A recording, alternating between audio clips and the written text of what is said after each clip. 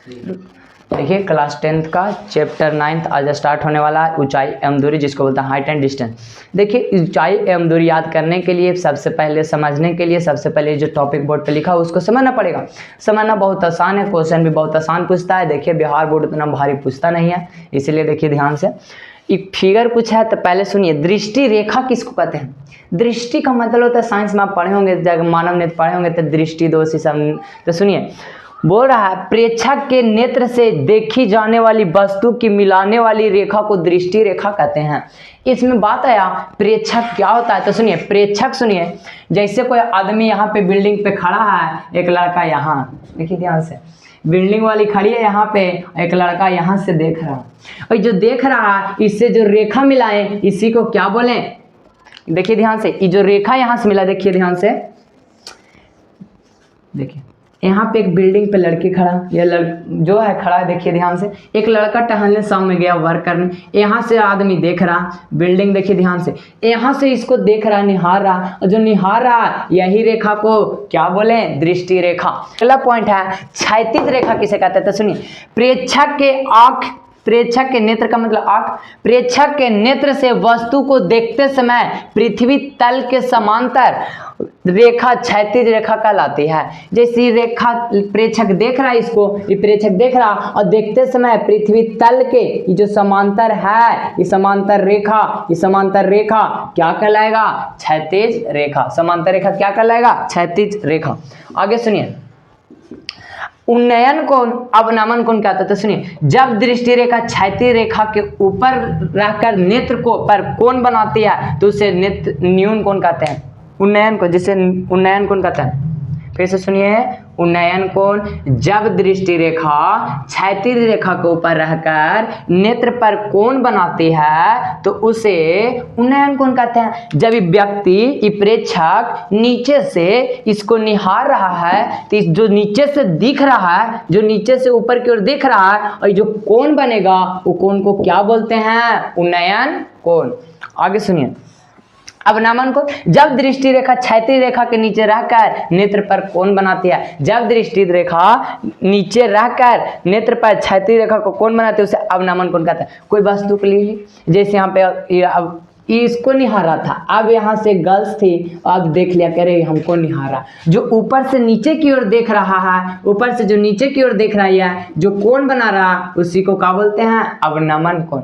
अब सुनिए, उन्नयन कोण अवनमन कोण का अंतर अगर ना समझ में आए तो सुनिए, एक ही बात याद है कि चाहे क्वेश्चन में उन्नयन कोण हो या अवनमन कोण, दोनों बराबर होता है। देखिए उन्नयन कोण और अवनमन कोण, उन्नयन कोण और अवनमन कोण, अवनमन कोण दोनों बराबर होता है, दोनों बराबर होता है।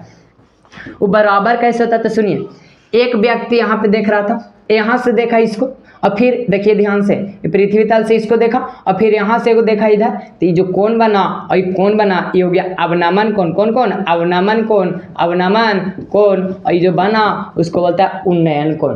क्या बोलते हैं? उन्नयन कोण। ये अवनमन कोण, अवनमन। अब बताइए, ये लाइन एंड एंगल में पढ़ना है, क्लास 9th में पढ़ना था, जितना ये वाला उतना ही ये वाला, उन्नयन कोण बराबर अवनमन कोण।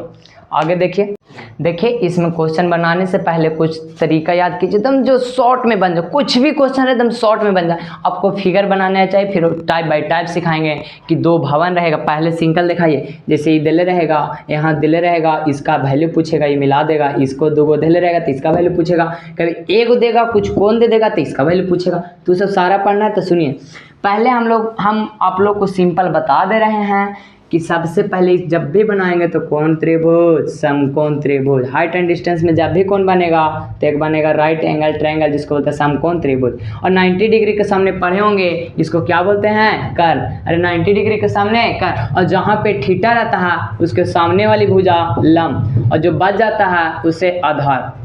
देखिए ध्यान से, ये जो त्रिभुज दिख रहा है नाम दे देते हैं ए बी सी, और 90 डिग्री के सामने वाला को कर्व, 90 डिग्री के सामने वाला को कर्व, और थीटा के सामने वाला को लंब, और जो बच जाएगा आधार। ये देखिए, इसमें पाइथागोरस प्रमेय बताया था कि कर्ण का स्क्वायर बराबर होता है लंब के स्क्वायर प्लस आधार के स्क्वायर।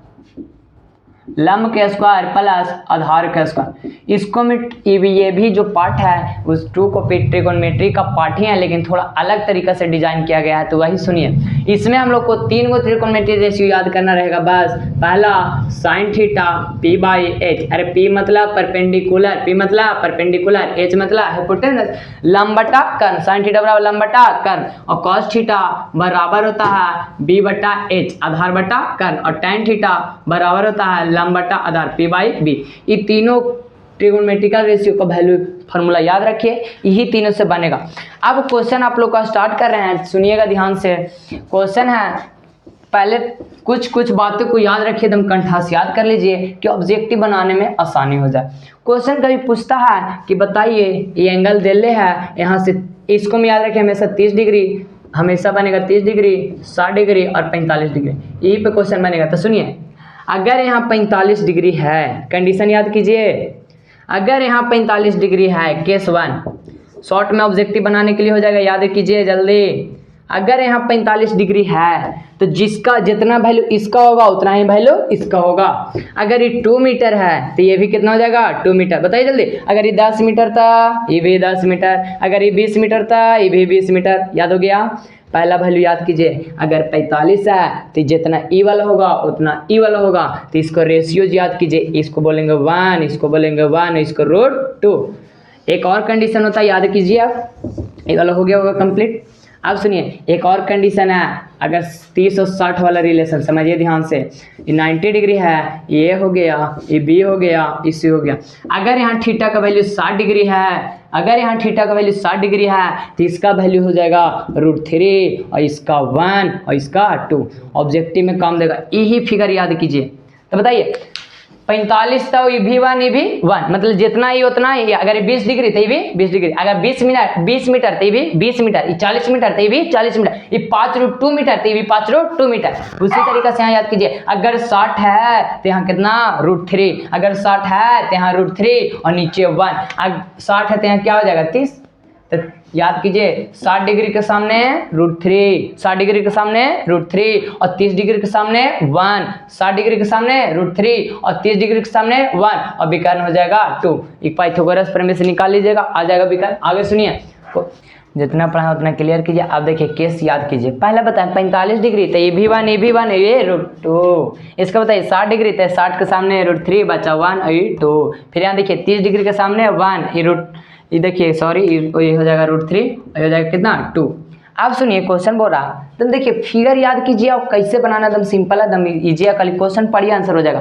क्वेश्चन पढ़िए, थोड़ा सा डायग्राम बनाइए और आंसर लिख दीजिए, बनाने की जरूरत नहीं है। आगे देखिए बोले, यदि एक उदाग्र खंबे की छाया की लंबाई, उदाग्र का मतलब होता है खड़ा, तब बताइए खंबा कैसे रहेगा, ऐसे रहेगा कि ऐसे रहेगा, तो खड़ा रहेगा। तो खंबा को खड़ा कर दिए और बोला इसकी लंबाई और खंबे की लंबाई, देखिए ध्यान से, उदाग्र खंबे की छाया की लंबाई, उदाग्र खंबे की छाया, छाया कहाँ बनेगा इधर, अरे छाया इधर बना और उदाग्र खंबा हुआ, खंबे की लंबाई के √3 गुना खंबे की लंबाई का √3 गुना छाया जो √3 है और कितना है 1 है। अब बोल रहा है ना जो यहाँ से देख रहे हैं यहाँ पे कितना डिग्री, तो बताइए अभी होता है, अरे 1 किसके सामने 30 के कि 60 के, तो 30 डिग्री के सामने 1, तो ऑप्शन कौन 30 डिग्री नया। एक क्वेश्चन और दे रहे हैं बनाइएगा। अब देखिए बोल रहा है एक छाया की लंबाई और उसकी छाया का अनुपात, पहले लंबाई बोला है फिर छाया बोला, तो ये हो जाएगा छाया की लंबाई और ये हो जाएगा छाया, अरे लंबाई हो छाया तो लंबाई हो जाएगा 1, ये हो जाएगा √3। अब बोल रहा है इसका उन्नयन कोण का मतलब नीचे। अब बोल रहा है थीटा का वैल्यू बताइए, याद कीजिए 1 किसके सामने, तो 1 30 डिग्री के सामने, तो इसको बनाना पड़ेगा, डायरेक्ट आंसर हो गया। अगला क्वेश्चन देखिए, क्वेश्चन देखिए एक और बोल रहा है एक मीनार के शीर्ष का उन्नयन कोण उसके पाद से 30 मीटर दूरी पर है, 30 डिग्री है, तो मीनार की ऊंचाई ज्ञात कीजिए। क्वेश्चन पढ़िए और फिगर बनाए, एकदम सिंपल है यार। इसको मैं पहले शाम को त्रिभुज बना के रेडी रहिए, रेडी हो गए हैं। आगे देखिए बोल रहा है मीनार के पाद से, ये पाद है यहाँ, पाद मतलब नीचे और शीर्ष मतलब ऊपर, तो पाद से 30 मीटर दूरी, तो 30 मीटर दे दिया। और उन्नयन कोण कितना डिग्री बोला, उन्नयन कोण कितना बोला जी 30 डिग्री, उन्नयन कोण 30 डिग्री। अब बोला इसका ऊंचाई ज्ञात कीजिए, एकदम सिंपल है, याद कीजिए पहले याद कीजिए 30 डिग्री के सामने 1 और ये कितना √3, अरे 30 डिग्री के सामने 1 ये कितना √3, और √3 का वैल्यू 30 है, √3 का वैल्यू 30 है तो 1 का वैल्यू कितना होगा, तो सुनिए √3 का मान कितना डिग्री है, 30 मीटर है, √3 का मान 30 है, इसलिए एक का मान क्या हो जाएगा बताइए तो, एक का मान 30/√3 और इसको परमीकरण कीजिए तो ऊपर √3 नीचे √3।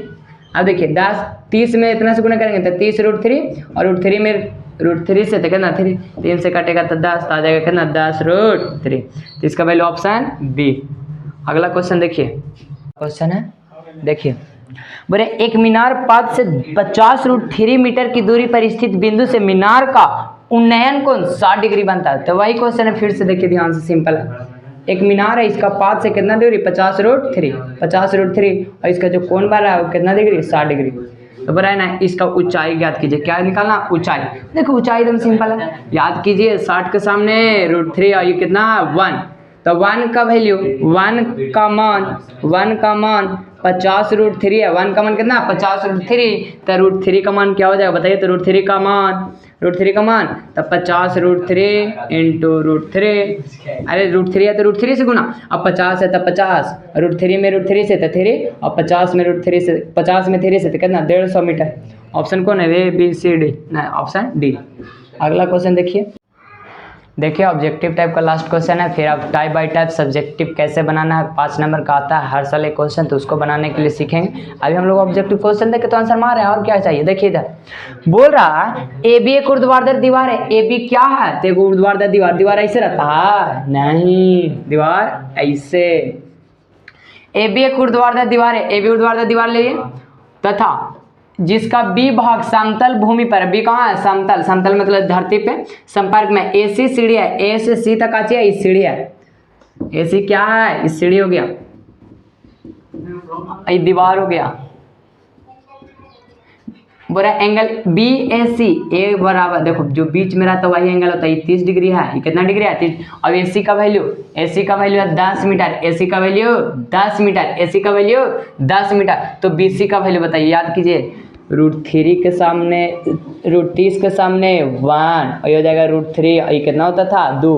याद कीजिए ना जी, एक फिगर बताएंगे देखिए ध्यान से, अगर यहाँ 30 डिग्री है, 30 के सामने 1 √3 और 2, अगर इसका 2 का वैल्यू 10 है, अरे 2 का वैल्यू 10 है, बना रहे हैं देखिए 2 का मान 10 है, 2 का मान कितना 10 है, तो 1 का मान क्या होगा, तो कितना 10/2 और काट देंगे तो कितना 5, तो 5 मीटर। ऑप्शन कौन हो जाएगा, ऑप्शन सी।